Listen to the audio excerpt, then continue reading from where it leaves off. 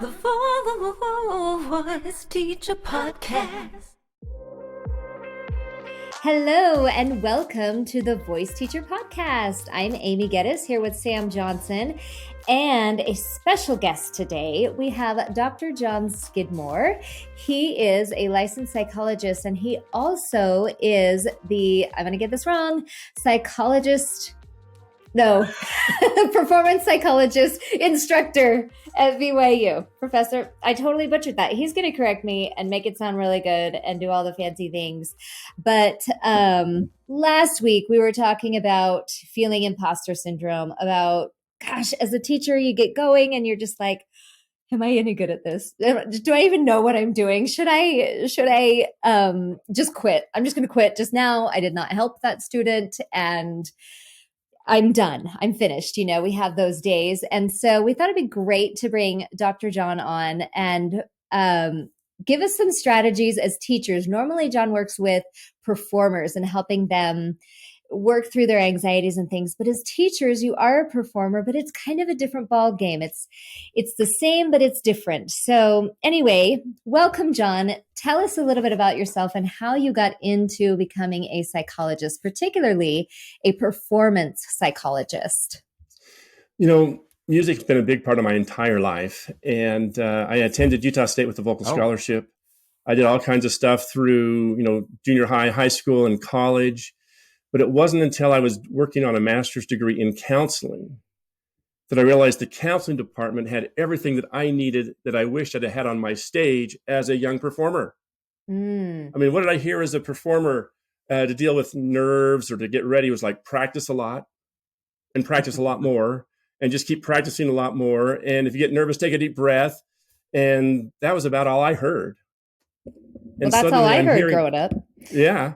And so suddenly I heard all these tools that could be used to help develop mindset and manage distorted thoughts and to address anxiety and to bring attention focus where you want it. It's like, wow, this is really cool stuff. I actually did my first performance workshop like 36 years ago. So I've been doing this for a long time. Yeah. And I went on to get my doctoral dissertation or my doctoral degree in clinical psychology.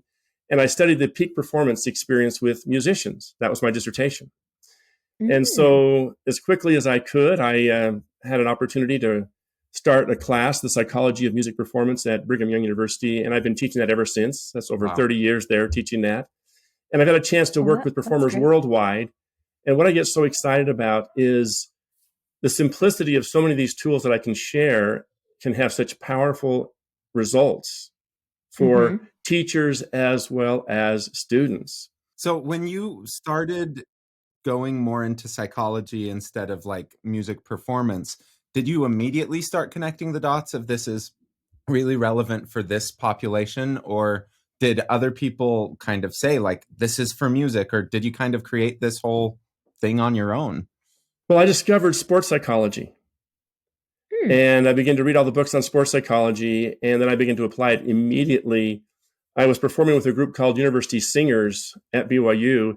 And I started doing little like, hey, I just read this in a book. Can I try this with you? That kind of stuff. And just learning how to bring these ideas to the performing arts. Because again, practice a lot, practice more, practice harder doesn't get us the results we really want. There have been too many times we practiced more, we practiced harder, and we still didn't perform the way we wanted to perform. You know what's funny? You bring that up about sports psychology. So a while back, I was dealing with a lot of anxiety, and my husband had received a book from work called The Fearless Mind. And it actually took me a lot of courage to open that book and read it because I had so many cyclical thoughts going on. Well, it wasn't a romance novel. Come on. Who wants to read something else? No, the other books I read are like self-help books, so it's one or the other. But anyway, when I read this, I thought it really didn't actually calm my fears. It wasn't kind of what I thought it was going to be, but it was actually about tennis players. It was a sports psychology book. And it was fascinating to me because it was so applicable to my students and to singers. So I think that's really great that you bring that up, that, singing is not a very unique field in the way the mind approaches it. It's the same for everything. Any kind of sport, any kind of activity that you want to get really good at. Well, and we bring our mind to whatever it is we're doing and our experience as a performer. I mean, a spelling test in third grade is a performance. Mm. A piano recital when you're 9 years old is a performance. Or a Sometimes test. cleaning your room to a certain standard could be considered a performance, that kind of thing. And so, yeah, we definitely have a performance-oriented brain because we learned that a good performance is safer, it's more acceptable, it's better rewarded than a poor performance. Mm-hmm. Okay, a history class, and I got a C- in my history class. Okay, what were the consequences? What happened with that, or didn't? But again, we're really all performers, and how we approach performing and how we recognize what performing is all about is part of that challenge. This leads me right into the brain. Let me just kind of jump right into the brain here for a second. Sure. The part of our brain that deals with good and bad, right and wrong, safe and dangerous, it's called the amygdala. That part of the brain is fully developed by the time we're 2 years old. See, we're already learning what kinds of things are going to cause pain or cause pleasure. I was on a mountain trail. I looked down. I saw a $20 bill. I picked that up so fast. It's like, oh, whew, lunch paid for right there. Boom. I don't do that when I see a rattlesnake. Like a rattlesnake's, whoa, wait a minute, step back. Am I safe? Shocker. And so we have this automatic wiring in our brain that wants us to be safe. That's survival. Now, a young child has so much to learn. And this is when we talk about the imposter syndrome. Oh, by the way, it's not an official clinical diagnosis. It's the title of a book that's made somebody a lot of money, and it's a great catchy title, and it's just what it is, okay? What it's really talking about is that natural first response that we all have. So let me just talk about that for a second. If we think of our midbrain, right between the ears and the amygdala, it gives us a first response. Boom, there it is. Well, what if I make a mistake? Do I know what I'm doing? Was that the right thing to suggest? That didn't work. Oh no. See, we have all these first responses that are just programmed into us. And so the first gem I want you to take away from today is your first response cannot be trusted. See, as a teacher, as an artist, you don't want to trust that first response. Why? That comes from the part of the brain that was trained by a 5-year-old. See, that 5-year-old never went through, I know, for example, all the hours in training to become a, certified IVTOM teacher, to get a degree in music. That 5-year-old didn't do that. All they learned back then was making a mistake was bad. Don't make a mistake. You didn't know the answer? Oh, shame on you. How embarrassing is that? See, that's what that 5-year-old was trained with. And so just taking today that your first response as a teacher is just your first response. And it's not true. Rarely is it true. It's just a first response. That's really interesting because with so many of my students, it feels like I have kind of two jobs. One is let's do the car mechanic work on their voice. And the other is, can we notice when that first judgment comes in and then not value it? Do you have any strategies of how to kind of distance yourself from that? Because I feel like as soon as one of those thoughts comes in, the shame or even like just the thoughts or the feeling that distract us, that people just immediately identify with that and then they can't distance themselves from it at all. They haven't been taught to distance themselves from it. They haven't been taught to disengage from that. So, for example, Sam, if I were your student and you were talking to me and said, okay, Jon, I want to introduce you to this idea that your first response in this lesson is not the response we're going to talk about. We want to talk about your second response or your third response. Well, that was terrible. No. Let's talk about your second response. Well, I've never been able to get that sound out of me before. It's still kind of weird. Okay, let's talk about that response. So setting up a lesson that we're not going to have first response conversations is very interesting. We'll talk about a second, third, or fourth response, but not a first response. Now, one really simple and amazingly effective tool with this, I call this the 5 ands. Okay, so Sam, let's just kind of role play with me on this. So let's just say, I can't do it. I can't do it. So your first response was, you're right, Sam, you can't. Doesn't feel good. You're stuck, aren't you? Okay. So let's just suppose I'm the teacher here and you say, I can't do this. Just say that again. This. And I won't do it because I can't do it. And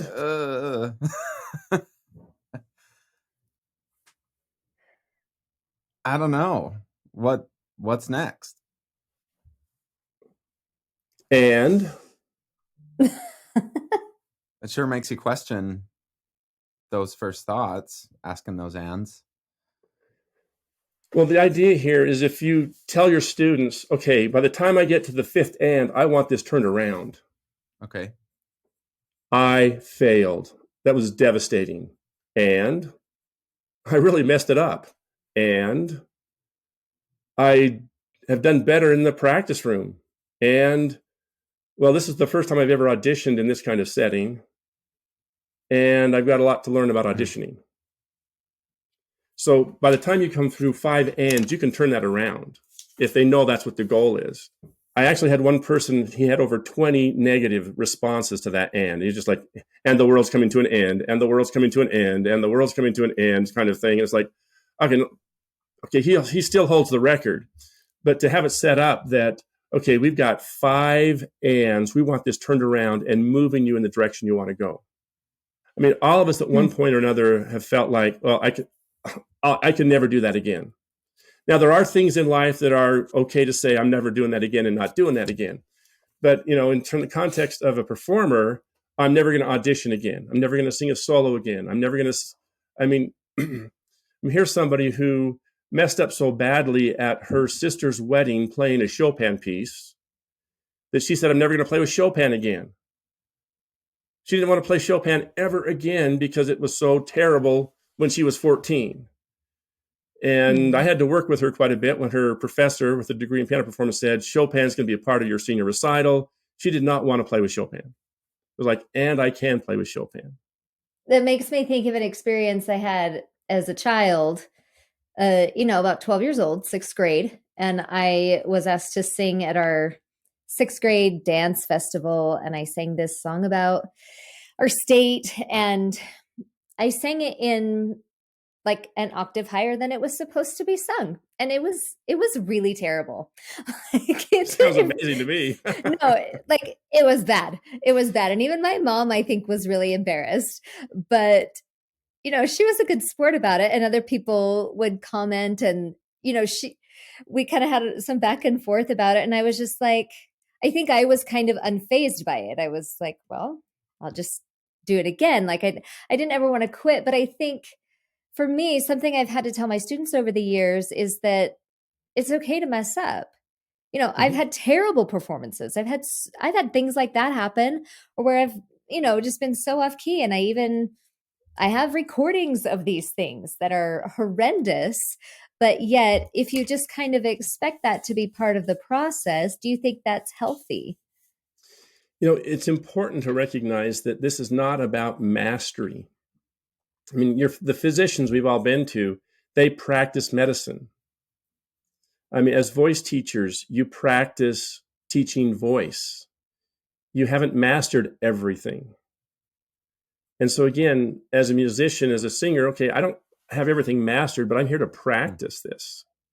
And I want to keep developing and keep practicing. It's a really fun attitude to embrace, because then when you make a mistake, it's like, well, I'm practicing this. And what do I want to learn from this? I'm practicing performing. I'm practicing being on stage. I'm practicing these experiences. I think that's a really powerful mindset. See, from the midbrain, it is, Sam.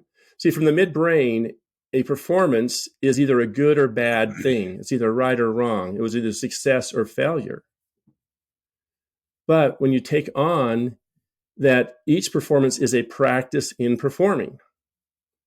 And what is your goal? You want to just keep raising the quality. You want to keep bumping that needle. You are practicing to get better and better at what you're doing. You're refining, you're honing your craft. And I'm going to do this through practice. So I had a solo. Go ahead. Oh, I was just going to say, so I mean, that's essentially what voice teachers are doing to those who are feeling this quote unquote imposter syndrome. They need to remember that they're teaching is a practice, a Yes. craft that Yes. they're practicing every time. Sometimes that practice goes well, sometimes it doesn't. And even if they're getting paid for it, they don't need to feel bad about a practice that didn't hit the moon, because it's a practice. How often do those practices really hit the moon? I mean, there's some awesome practices. And I remember some of those like, well, that was a great lesson, right? That was so good. But see, again, the curiosity of what this lesson is going to go like tonight, and what can I do with this student, and how can I help bring that richer sound into the voice, or how can okay, we got this little scoop going on here. How do we get that scoop out of their voice there, or whatever it might be? And we get to be curious about this, and we get to practice with this. And we also have to recognize we're not going to have all the answers. And that's okay too. If we as professionals, as teachers, put ourselves under the pressure of like, I'm supposed to have every answer for every student and each of their problems, that's going to be a real anxious kind of relationship. Because rather than saying like, whoa, I don't really know what to do with this. Okay. Or let's explore this and see where we go and see what happens, rather than, okay, what's the right thing here versus, oh, that didn't work. That must have been the wrong thing. So to be able to just step back and say, hey, we are learning together. We're practicing together. And when you think about the challenge of controlling a voice lesson, there's so many variables in your personal life, in your professional life, in their world, even the voice itself. There's a lot of variables we can't control. And so another real important thing as a teacher is to drop that expectation of control or perfectionism, which a lot of us struggle with, and get back to, okay, what can we create here? What can we move here? What can we do with this right now? And sometimes we just get to accept the very best we do kind of sucks. Like we were hoping for this mark up here and we landed down there. It's like, well, that's the best I could do today. I just saw an article on NPR the other day that was 5 rules of improv that can affect your entire life. And the biggest one that always stands out to me is the yes and. And if you go into any sort of situation and you just kind of agree and build and transform on what other people are doing, it's good, versus the no, but just immediately stops everything. So I love this. Mm-hmm. Mm-hmm. Yeah, the yes and is a wonderful tool to bring into our conversation. I mean, if you think of a lesson or if you think of performance, typically the majority of what you'd expect to see in that lesson is going to show up, isn't it? I mean, you've done a lot of lessons. You know what a lesson is going to look like. Okay, and chances are there are going to be a few things that don't work quite as you anticipated. How normal is that? Now, if there's a surprise, like there's a really big surprise there, like something, in a sense, you're on stage and one of the cast member faints, that's a surprise. Like we're not expecting that. That doesn't happen very often. Okay, we got to make some adjustments right now to deal with that. All expectations are off. It's like, how do we cope with that surprise as best we can? And that's where the yes and comes in. And what am I going to do? I'm going to assist that person step out of character. I saw a very interesting show. Well, I saw the Wizard of Oz at Hale Center Theater in Salt Lake City a few years ago. A delightful show, beautiful facility. The Scarecrow broke character. The final big scene, they're flailing as the witch is dragging him to, set him on fire. He kicks the stand that had the crystal ball on it, and it bounced off and bounced on the stage. Well, it didn't break. It was a ball. It was boing, boing. Well, his Scarecrow jumps up off the floor, grabs the ball, puts it back on the stand, and then went flailing back on the floor. It's like, he did not yes and that moment. I'm sure he heard about that and then, whoa, what were you doing? I mean, well, like, yes, and he saved the day. Come on. That's right. Yes. So anyway, see, that was a first response that he did not contain. It's like first response is, oh, if something's out of place, you did something wrong, put it back. No, he broke his character. When you think about the imposter, okay, let's just build off this phrase called character here for a moment. If you take a big breath and you ask yourself, okay, when I step into my best as a voice teacher, see, there's a character that you take on. You're listening, there's compassion, there's questioning, there is expertise, knowledge, tools, and skills, there's commitment. See, that's your character as a great voice teacher. Now, if something shows up, okay, someone you've been working with for 3 years finally says, Sam, look, this just is no longer I'm not getting what you're teaching me. We're not clicking. I'm not going where I want to go. I'm going to go see this Amy Geddes. I've heard that she's really good. Yes, and That's right, Sam. I'm going to steal all your Take 'em. students. Take 'em away. And just be like, Now, so your first response to something like that could be taking you out of the character of the great teacher that you are. Uh-oh, I failed. I must have missed something. What didn't I know? What did I do wrong? Well, if you look at that as a first response, oh, okay. Well, when I step into the character of who I am as a teacher, I am a very different person. And I want to bring that best person, that best teacher to this lesson. Now, I can say as a psychologist, I certainly have not helped everybody I've worked with. I've helped a lot of people. And I know what it feels like to work with somebody and it's like, well, I don't want to work with you anymore. I used to be upset about that. It doesn't bother me so much anymore because it's like, I'm not the one to work with everybody. I'm not going to be that one that's going to fit with everybody. And I know that. So again, it's your style. It's who you are. It's your personality. It's their personality that's having to meet as well. And so to be able to recognize that you get to make the decision, are you in your best self, your best teacher character, or are you in your fearful character, or the part of us that wants to be seen as really good and really valued, and okay, and oh, they're not valuing me, or the part of us that wants to be known as competent and capable. I don't have the exact title, but in the last IFCOM conference, I did a presentation on the Imposter Syndrome, where I really looked at a lot of this stuff more in depth. Wait, which one was it? What year? The last one, 2 years ago. 21? I think or 21. 22? 21 or 22? 21. We haven't done one in 22, I don't think. We did one in February. Maybe it was February. Okay. Anyway, I really went into this idea of the imposter in us is really a part of who we are. And they want our success and they want us to do things right. And you could even look at the imposter as a protector. But again, this protector doesn't quite understand that as professionals, we're not going to be able to help everybody or fix every problem or even be able to get the sound we want from somebody. Now, it may have more to do with how many hours they practice and what they're practicing than what we're coaching them. And that happens sometimes as well. I went to a physical therapist and I mentioned how well my shoulder was doing. He goes, and all the physical therapist said was, well, that's what happens when you do the exercises. I was like, wow. Oh yeah, I have been doing those very diligently and I'm feeling really good. Like, well, that's what happens when you do that, So, yes, it's always very clear the students that practice and the students that don't. And, it's interesting. I had a teacher that I'm mentoring. She mentioned that she wasn't making much progress with some of her students, but they weren't practicing.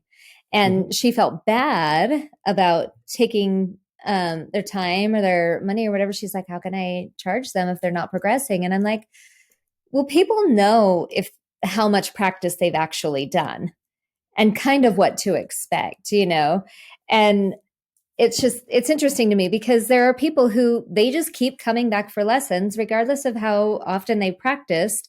They're happy to keep employing you as their coach, even though they're not doing anything. That's really fascinating to me. That's been very helpful. Don't you think you'd want to put in practice time? That's been very helpful for my imposter syndrome through the years is that they just keep coming back. And even if I am beating myself up after a lesson or something, they just keep coming back. So I guess I'm doing what I need to. Right. So you're doing enough for them in that moment. And if they choose to do any more with it, they're very aware of whether or not they've done anything with it, You could also say they're getting what they want or need from the experience, which would be a great way to describe a success. Hey, they were getting what they needed from this experience. Obviously, a student who's going to practice for an hour a week is going to have a different kind of lesson than someone who's practicing a couple hours a day. But they're getting what they need. And again, it's not about our expectations as teachers. It's about where we can guide the people that we're working with. I love that. That's great. I have to constantly remind myself what this student's goal is. And then if that matches up with my own goals, and then sometimes try to trick them into my own goals while like convincing them that we're doing their goals. If I think that my goals will solve their goals in the long run or make me look better. Yeah, it's so often that there's just this friction between what you want from them and what they want. And I have to remind myself and continually ask, like, is this kind of where you're at? Where do you want to be? Because for a lot of people that I work with, they want to just be able to sing karaoke better versus me, whose expectation is you're going to be the best in the world. What do you need to do to get there? Well, isn't that always the teacher's goal? We always have really big goals for our students. Like, yes, I want you should be able to nail this. Look, I can show you. And I think sometimes students really don't even know what they're capable of. And so, as a teacher, you kind of put this expectation on yourself to show students what they could do, what they can do. And, you want to inspire and you want to lift and guide. But yeah, it definitely can be overwhelming or kind of disheartening when a student's just not on board. They just don't care. That's not what they want. And you're trying. Well, see, the challenge there is to come back and say, okay, well, what is it they really want? And how do we connect with the student where they're at? When you can connect with the student where they're at, you're going to have a much easier time leading them into your world and what you see as possible for this person than if you're trying to push them where you think they should go. Agreed. And so to be able to step back and say, okay, well, what is it they want out of this? If they just want to come in and get better at karaoke and just have fun chatting with you and singing with you and get a little better sound, and okay, you're doing exactly what they want you to do for them. Mark Baxter always talks about the gap between the ideal and the expectation, what we know we can do, and the reality, and how there's always going to be a gap there. And to be able to recognize that what we're doing in reality, if they're coming back, if they're enjoying it, if they're progressing, that's what they're wanting. And okay, we get to drop that sense of idealism or the perfectionism and step back into the reality of, okay, how can we create something beautiful today? How can we have some fun with that?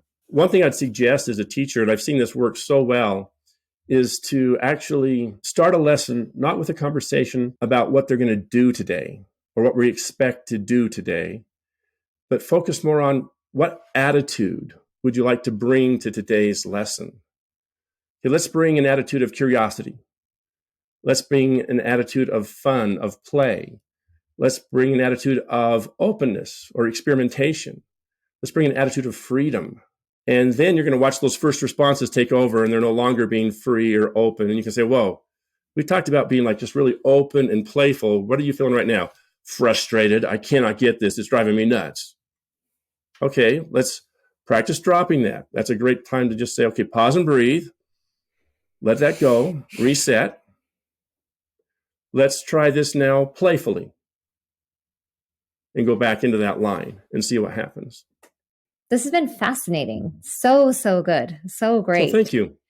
Do you have any final comments, Dr. Jon? Our midbrain looks at a performance as this good or bad, right or wrong, success or failure kind of thing. When we can get out of the midbrain into our frontal cortex, we can start to see this as the process that we are a part of, the journey that we're on.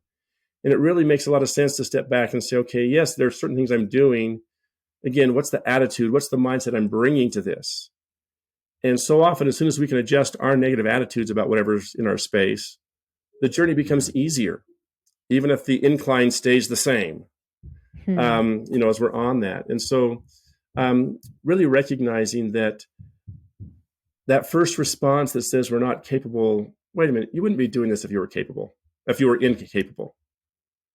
And so something else is going on, and just to kind of catch that and say, okay, let's just come back to being curious. Let's come back to being interested, excited, being present, and bring more fun to it. And it's amazing what turns around. One of my favorite things about teaching voice lessons is that it gives just hundreds of opportunities to practice those mindsets. Like, I love the learning how to sing. I think that music is great. All that's true. In day-to-day life, I feel like we have very difficult times practicing dropping those negative judgments and refocusing on what our actual goal is. And with singing, it's this perfect thing. You have this one scale, you have this one phrase to practice it, and then you do it again and you do it again. And the students who stay stuck on that one thing, it's like, oh, I did this wrong or whatever, the big practice is not teaching them how to do it right. It's teaching them how to do it again and again and again and again, so that just the volume of how many times they do it proves that like this one little mistake, it really doesn't matter that much. I love that. Absolutely. We don't want to get stopped or stuck in a little mistake, because then they become roadblocks. Right. We've seen that. Well, thank you so much, Dr. Jon. Okay. Well, thank you. Thank you so much. Oh, thank you. It's a pleasure. And there's if you are interested in learning more from Dr. Jon, go to ivtom.org/events, and you can either get the 2022 IVTOM International Conference recording, which is where Dr. Jon talks about the Imposter Syndrome, or you could even register for the Singer's Path to Peak Performance. Can you tell us a little bit about that program? Oh, I'd be happy to. It's been so fun to watch how teachers have embraced some of these tools and the immediate difference it makes in their studio. One quick story. One of the teachers shared how she was the director of a choir for a recording studio. And this choir comes in. There was a 10-year-old girl, and she used the words pale with nervousness. She was the soloist. Oh. Well, the teacher did two things. She did a breathing exercise, and then she asked her the 5 ands, and the student just relaxed. And she had a great experience as a performer. So these were tools that this conductor learned in this workshop, and it had an immediate impact on this 10-year-old girl. I mean, what would it be like to have a 10-year-old girl leave that studio? My director was my friend. She taught me 2 tools to deal with my anxiety, and it worked. Now, would that be an amazing experience for the 10-year-old? That's not the kind of experiences I had. It's like, no, I messed up. It was terrible. It was bad kind of thing. And so it's really about bringing the tools of peak performance and having them in your toolbox so you can use them to make a difference with your students. And then you're both going to be having more fun. I love it. It's a lot of fun. That's perfect. Well, thank you, Jon. Thank you, Sam. This has been a pleasure. It's been great. And it's nice to see both of you again. And let's do this again. Too. There's plenty of things. It's my favorite thing to talk about. Creating freedom on stage and in life is a really powerful thing. Freeing up that voice is a powerful thing. Definitely. And that's one of the things that's so exciting to see what you get to do as teachers, to get people expressing and using their voice. So anyway, thank you. Appreciate being here. Well, thank you so much. Appreciate your time. All right. Thank you for joining us on the Voice Teacher Podcast. We hope you enjoyed our program today with Dr. Jon Skidmore. Like Sam said, go to ivtom.org/events and you can download the Imposter Syndrome presentation. So thanks so much, and we'll see you next week. Thank you for listening to the Voice Teacher Podcast, brought to you by IVTOM, International Voice Teachers of Mix. Your co-hosts are Sam Johnson and Amy Geddes. Learn more about IVTOM at ivtom.org and find Sam Johnson at vocalese.net and Amy Geddes at breakthrough-studios.com. Voiceover and theme song by Maz Mazak, and this podcast is edited by Amber. You have been listening to Ah, the Voice Teacher Podcast.